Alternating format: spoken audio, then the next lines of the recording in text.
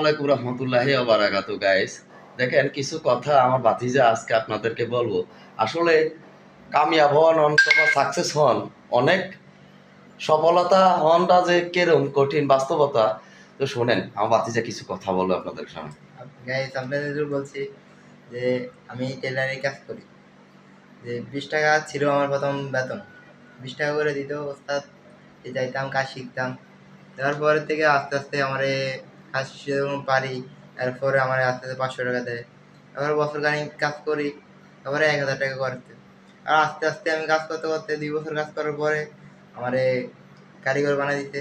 কারিগরি কাজ করে 8-10 হাজার টাকা পাই। আমি দেখতেছি এটা দিয়ে হয় না। তারপরে আমি গেলাম গার্মেন্টস ইপিজিটে যাওয়ার পরে আমার বেতন হয়েছে 22,000 প্লাস। মাশাআল্লাহ, আলহামদুলিল্লাহ। আমার ভাতিজা আজকে মনে করেন শুধু বেতনটাই 22,000 টাকা, এর হয়তো ওভার টাইম আছে, ওভার টাইম নিয়ে সে 30,000 টাকা কামাই করে।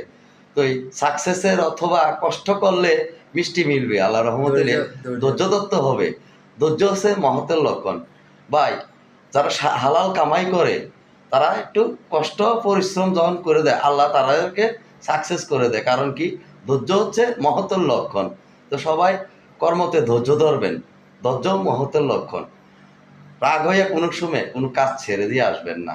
অবশ্যই অবশ্যই সবাই কাজ করুন, আল্লাহ রহমতুল্লাহ দেখবেন একদিন না একদিন আপনারা সাকসেস হবেন, সফলতা আসবে। সফলতা আসবে। তো ভালো থাকেন, আসসালামু আলাইকুম।